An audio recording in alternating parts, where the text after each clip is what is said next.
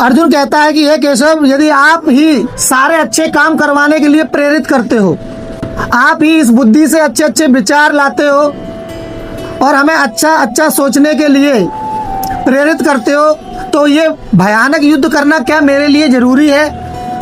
मैं बड़ा कंफ्यूज हूं, मुझे इसका सॉल्यूशन दीजिए।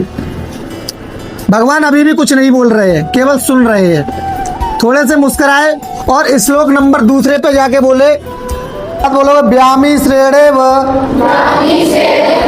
पाक्येन बुद्धि मोय शिव मे तदेकं बद निश्चित्य येन श्रेयो हमानुप्याम। आपके एक चीज के अनेक अर्थ होते हैं प्रभु। मेरी बुद्धि आपके उपदेशों से मोहित हो चुकी है। कृपया करके मेरी समस्या का निराकरण मुझे बताएं, जो मेरे लिए सबसे ज्यादा श्रेयस्कर हो।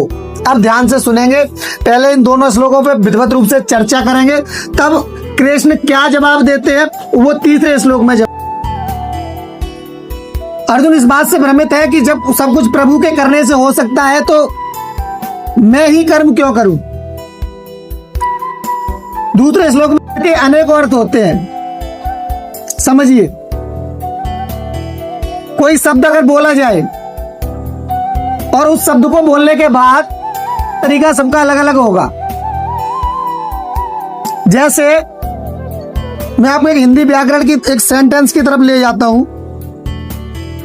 जैसे मैंने बोला कि राम घर गया, सॉरी राम शर्मा गया।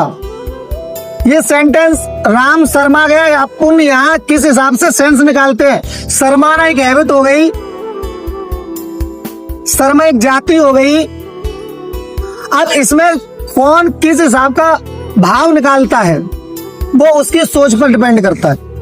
और बोलो भाई अच्छा है, और किस पे डिपेंड करता है? हमारी सोच पे। मोबाइल जितना अच्छा है उससे ज्यादा, और जितना ज्यादा बुरा है उससे ज्यादा।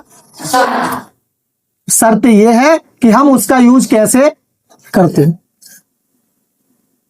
सुनिए ध्यान से, जिसको हम ज्ञान योग बोलते हैं, और एक होता है कर्म योग। सांख्य योग क्या होता है? जिसमें साधु संत महात्मा अपना जीवन बिताते हैं, जहां ध्यान करना पड़ता है, त्याग करनी पड़ती है, तपस्या करनी पड़ती है, साधना करनी पड़ती है। ये भी भगवान का एक बनाया हुआ काल चक्र है, जिसमें व्यक्ति को उस हिसाब से चलना पड़ता है। एक होता है कर्मयोग।